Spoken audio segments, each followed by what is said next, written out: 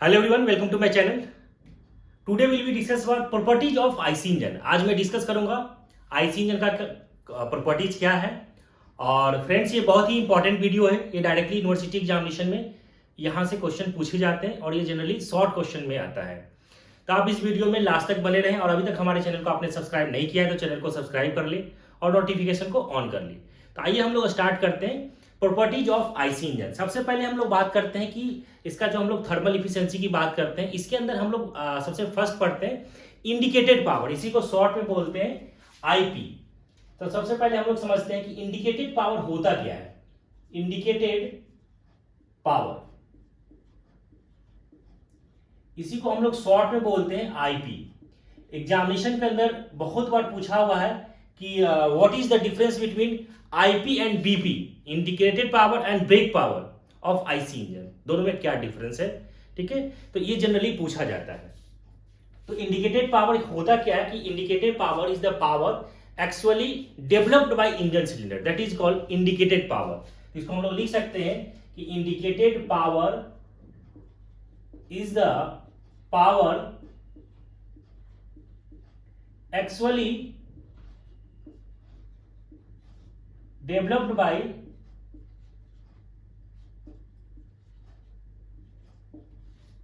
engine cylinder, developed by engine cylinder। और इसका हम लोग जो जनरली जो फॉर्मूला जो हम लोग निकालते हैं, तो इसके लिए जो फॉर्मूला हम लोग निकालते हैं इंडिकेटेड पावर, इसका फॉर्मूला होता है PM into 10⁵ into L into A into small n into capital N divided by, इसको हम लोग लेते हैं 60। ये जनरली क्या होता है, जो हम लोग लेते हैं वो वाट में होता है। अब यहाँ पे हम लोग जो लेते हैं PM क्या है, तो इसको हम लोग लिखेंगे कि where PM mean effective pressure है। यहां पे हम लोग क्या लेते हैं, मीन इफेक्टिव प्रेशर होता है। और जनरली मीन इफेक्टिव जो प्रेशर जो दिया हुआ होता है वो बार में होता है। तो इसको हम लोग लिखेंगे मीन इफेक्टिव प्रेशर इन बार। ये इसका यूनिट जो होगा बार में होगा। और एल हमारा क्या है, स्टॉक लेंथ की बात हम लोग यहां पे करते हैं, तो लेंथ ऑफ स्टॉक है। ये हमारा क्या है, लेंथ ऑफ स्ट्रोक। और ये जनरली क्या होता है, इसका यूनिट जो हम लोग लेते हैं मीटर में होता है। ए यहां पे कैपिटल ए क्या है, पिस्टन का एरिया है, पिस्टन का एरिया है यहां पे। और जनरली हमारा जो एरिया ऑफ पिस्टन भी इसको बोल सकते हैं, या पिस्टन एरिया। स्मॉल एन क्या है, नंबर ऑफ स्ट्रोक, या इसको लिख सकते हैं कि number of working stroke, number of working stroke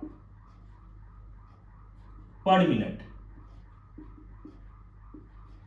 number of working stroke पर मिनट।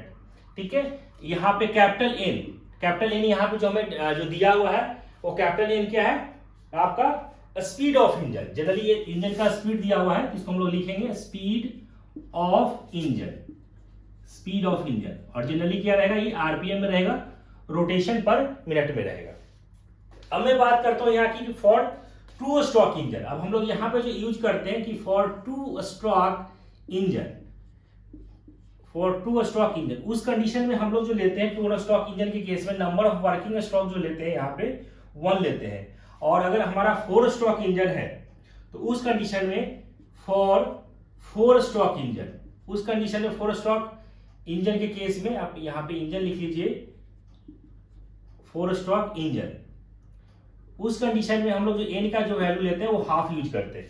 ठीक है, अब यहां से जब आप फॉर्मूला यूज करेंगे तो यहां से जो फॉर्मूला आपको आ जाएगा, indicated power is equal to 100 PM into L into A into N into small n divided by, ये जो हम लोग लेंगे 60 इंटू K। ये जनरली क्या रहेगा, ये जो हम लोग लेंगे किलोवाट के अंदर लेंगे, जहां पे हमारा क्या है नंबर ऑफ, ये के जो डिनोट कर रहा है यहाँ पे क्या है, नंबर ऑफ सिलेंडर को डिनोट कर रहा है, नंबर ऑफ सिलेंडर ये है। तो इसको हम लोग बोलते हैं इंडिकेटेड पावर। जनरली हमें ये फॉर्मूला हमें लिखना है, ये है ना कि सेकेंड है ब्रेक पावर। ब्रेक पावर, इसको हम लोग शॉर्ट में लिखते हैं बीपी। ब्रेक पावर को शॉर्ट में लिखते हैं क्या? बीपी लिखते हैं। जनरली क्या होता है कि brake power is the power available at the crank shaft. जो क्रैंक शाफ्ट में जो पावर अवेलेबल होगा उसको हम लोग बोलते हैं ब्रेक पावर। और जनरली हम लोग इसको लिखते हैं कि brake power is the power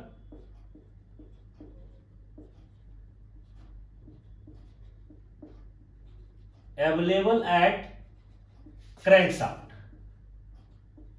available at crank shaft, ठीक है। और इसको जो क्रैंक शाफ्ट में जो पावर अवेलेबल होगा उसको हम लोग बोलते हैं, और इसको हम लोग बोलते हैं कि it is measured by means of a mechanism, either prony brake या रोप ब्रेक। हम इसको जो मैकेनिज्म से जो हम लोग मेजर करते हैं, तो एक फॉर्मूला होता है इसमें जो हम लोग निकालते हैं प्रोनी ब्रेक के लिए। तो अगर मैं बात करूं कि फॉर प्रोनी ब्रेक के केस में जो हम लोग फॉर्मूला यूज करते हैं, इस केस में जो हम लोग ब्रेक पावर का जो फॉर्मूला यूज करते हैं, इसका जो फॉर्मूला होता है T into 2πn divided by 60, ठीक है। या इसको हम लोग ऐसा भी लिखते हैं कि T जो हमारा टॉर्क जो है 2 into L into 2πn divided by 60, ये भी हम लोग यूज करते हैं, ठीक है। अब हम लोग जनरली ये जो लेते हैं हम लोग, इसका जो यूनिट होगा वो किस में होगा? वो वाट के अंदर होगा। टी हमारा यहाँ पे क्या है? अगर मैं बात करूं कि where T is equal to, तो टी हमारा क्या है? टॉर्क है, ठीक है। टी हमारा क्या है? टॉर्क है। और स्मॉल एल की अगर मैं बात करता हूं तो हमारा क्या है? लेंथ ऑफ आर्म है। स्मॉल एल क्या है? Length of arm. इसका जनरली अगर यूनिट जो होगा वो क्या होगा? मीटर में होगा। टॉर्क हमारा क्या होगा? इसका जो अगर मैं यूनिट की बात करूं तो जो टॉर्क का जो होगा वो क्या होगा? न्यूटन मीटर में होगा। न्यूटन मीटर में होगा, ठीक है। कैपिटल एन, तो कैपिटल यहां पे एन जो है हमारा क्या है? स्पीड है। किसका स्पीड है? इंजन का स्पीड है। तो हम लोग लिखेंगे speed of engine. Speed of engine in RPM में होगा। तो ये हम लोग जो फॉर्मूला यूज करते हैं ये प्रोनी ब्रेक के केस में यूज करते हैं, ठीक है। ये प्रोनी ब्रेक। अगर मैं बात करूं कि फॉर रोप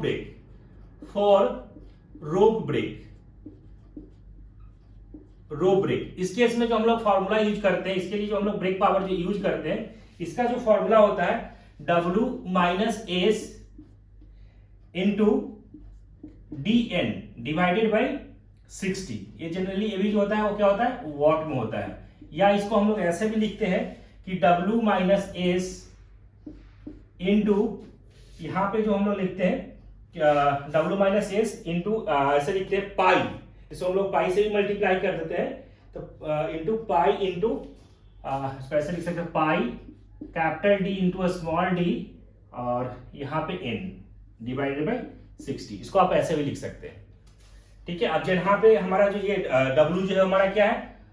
लोड है। वेयर W यहां पे क्या लिखा हुआ है? हमारा लोड लिया हुआ है। डेड लोड इसको बोलते हैं, जनरली ये न्यूटन में होता है, इसको हम लोग बोलते हैं डेड लोड, ठीक है। इसका यूनिट क्या रहेगा? न्यूटन में रहेगा। और ये क्या है? स्प्रिंग बैलेंस है। एस क्या है? Spring balance. और कैपिटल डी जो है हमारा यहां पे क्या है? आपका कैपिटल जो डी है diameter of the break drum. ये डायमीटर है, diameter of the break drum, इसका डायमीटर लिया हुआ है, ठीक है। स्मॉल डी की अगर मैं बात करूं तो यहां पे स्मॉल जो डी लिया हुआ है वो क्या लिया हुआ है? स्मॉल जो डी है वो है आपका डायमीटर ऑफ रो, ठीक है। ये भी मीटर में होगा। डायमीटर ऑफ रो, ये भी मीटर में होगा, जनरली इन मीटर में होगा, ठीक है। तो ये लिया हुआ। कैपिटल अगर एन की बात करूं तो कैपिटल एन हमारा क्या है? स्पीड ऑफ द इंजन है। एन क्या है? स्पीड ऑफ इंजन, ये आरपीएम में होगा। तो ये हम लोग इसमें ब्रेक पावर के केस में हम लोग दो फॉर्मूला यूज करते हैं। इसको जो मैकेनिज्म से जो मेजर करते हैं, एक तो हम प्रोनी ब्रेक के केस में यूज करते हैं, तो ये वाला फॉर्मूला यूज करते हैं ब्रेक पावर का। और एक जो हम लोग यूज करते हैं रोप ब्रेक, उसके लिए हम लोग ब्रेक पावर का फॉर्मूला ये यूज करते हैं। तो ये जनरली बहुत पूछा जाता है कि what is the difference between brake power and indicated power है ना ऑफ आईसी इंजन, और मल्टीपल टाइम्स ये पूछता है यूनिवर्सिटी एग्जामिनेशन हो।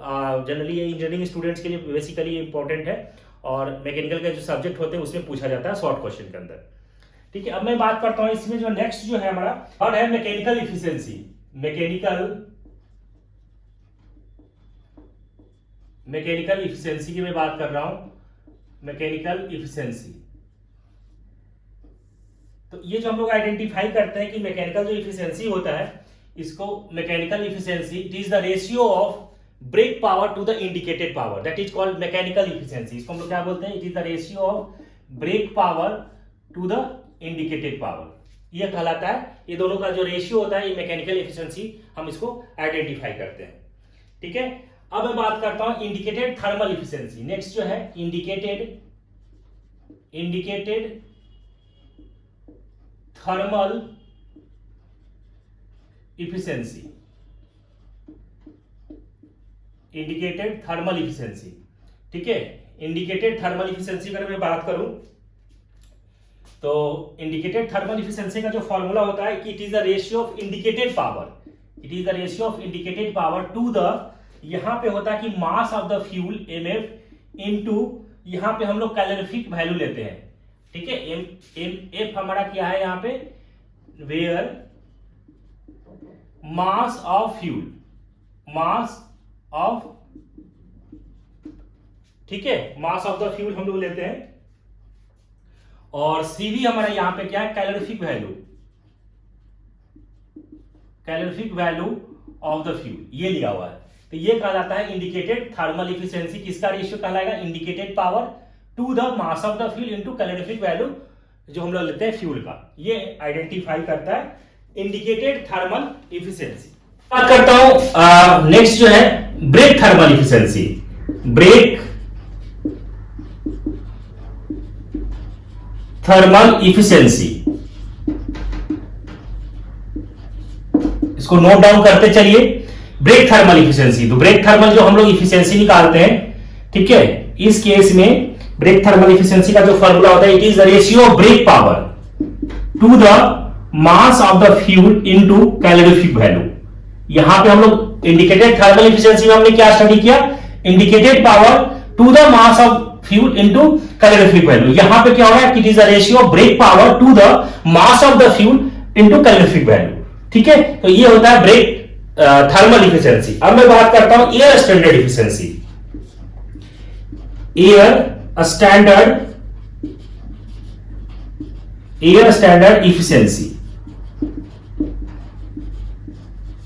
एयर स्टैंडर्ड जो इफिशिएंसी हम लोग जो कैलकुलेट करते हैं, ये उस केस में हम लोग निकालते हैं। ठीक है, यहां पे क्या एयर स्टैंडर्ड जो इफिशिएंसी निकालते हैं, दो केस में निकालते हैं। Air standard efficiency for auto cycle के लिए, और इसका डेरिवेशन ऑलरेडी मैंने वीडियो डाल रखा है, तो आप उसका वीडियो का लिंक मैं दे दूंगा, तो वहां से भी आप उसका डेरिवेशन देख सकते हैं। डीजल साइकिल का इफिशिएंसी कैसे हम लोग आइडेंटिफाई करते हैं, कैसे उसका डेरिवेशन है, और एक ऑटो साइकिल का इफिशिएंसी निकालने के लिए, डीजल साइकिल का इफिशिएंसी निकाल के डायरेक्टली यूनिवर्सिटी एग्जामिनेशन में ये इसका पूरा कंप्लीटेड डेरिवेशन आता है, और उसी के आधार पर न्यूमेरिकल भी पूछे जाते हैं। तो हम लोग इसमें जो निकालते हैं कि इफिशिएंसी फॉर ऑटो साइकिल, अगर मैं बात करूं कि इफिशिएंसी जो है ऑटो साइकिल के लिए, ऑटो साइकिल, तो इफिशिएंसी इसका जो फॉर्मूला हम लोग यूज करते हैं इसका ऑटो साइकिल केस में, तो 1 - 1 बाई आर के पावर गामा -1, ये हम लोग इफिशिएंसी निकालते हैं ऑटो साइकिल के केस में। ठीक है, अगर मैं बात करूं इफिशिएंसी फॉर डीजल के लिए, डीजल साइकिल के लिए, ठीक है, तो डीजल साइकिल का जो यूज में हम लोग लेते हैं फॉर्मूला 1 - 1 बाई आर के पावर गामा -1, ठीक है, ब्रैकेट, ठीक है, ये जो लिया हुआ है रो के नहीं है, ये आपका कट ऑफ रेशियो है, ठीक है, कि पावर गामा -1 इंटू गामा रो -1, ये है, ये आपका कट ऑफ रेशियो लिखा हुआ है, इसको कट ऑफ रेशियो से डिनोट करते हैं। तो ये कहलाता है कि एयर स्टैंडर्ड जो हम लोग इफिशिएंसी निकालते हैं, ये ऑटो साइकिल के केस में और डीजल साइकिल के केस में। अब हम इसके बाद जो करेंगे, इसके आगे नेक्स्ट जो हमारा है 7th नंबर जो है, ये है रिलेटिव इफिशिएंसी की। अगर हम बात करते हैं कि रिलेटिव इफिशिएंसी क्या होता है, तो आइए हम लोग देखते हैं रिलेटिव एफिशिएंसी। तो इस तरफ मैं लिख देता हूं, 7th है रिलेटिव एफिशिएंसी।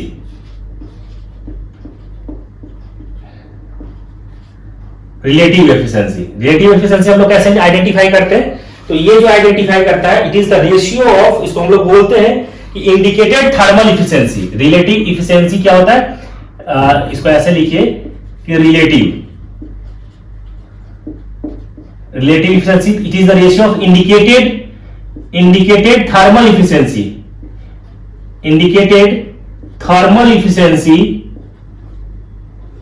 थर्मल इफिशिएंसी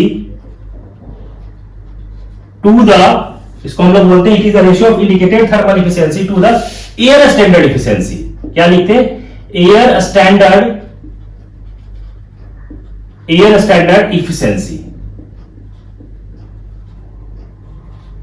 ठीक है, रिलेटिव एफिशिएंसी क्या, जिसको आइडेंटिफाई करते हैं, it is the ratio of indicated thermal efficiency to the air standard efficiency. ये कहा जाता है हमारा रिलेटिव एफिशिएंसी। अब हम लोग बात करेंगे वॉल्यूमेट्रिक एफिशिएंसी। नेक्स्ट जो है हमारा वॉल्यूमेट्रिक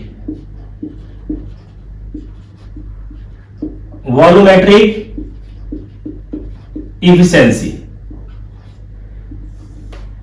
ठीक है, वॉल्यूमेट्रिक एफिशिएंसी जो हम लोग आइडेंटिफाई करते हैं, ठीक है, तो ये जो आइडेंटिफाई कर जाता है, it is the ratio of, इसको हम लोग बोलते हैं admitted charge to the swept volume of the cylinder. ठीक है, it is the ratio of admitted charge to the swept volume. ये हमारा क्या है? एडमिटेड चार्ज है, एडमिटेड चार्ज, और ये क्या है? स्वेप्ट वॉल्यूम है, swept volume of the cylinder. ठीक है, वेयर ये कहा जाता है हमारा, ये रेशियो आइडेंटिफाई करता है admitted charge, it is the ratio of admitted charge to the swept volume of the cylinder. ये आइडेंटिफाई करता है वॉल्यूमेट्रिक एफिशिएंसी को। ठीक है, तो इसके अंदर 8 पॉइंट्स है फ्रेंड्स, और ये बहुत ही इंपॉर्टेंट है, डायरेक्टली यूनिवर्सिटी में एग्जामिनेशन के अंदर आता है। आई होप आपको सारे ये पॉइंट्स क्लियर हो गया। अगर क्लियर होगा तो आप हमारे चैनल को सब्सक्राइब करें और नोटिफिकेशन को ऑन कर ले, ताकि आने वाली वीडियो की नोटिफिकेशन आपको सबसे पहले मिल सके। Thank you.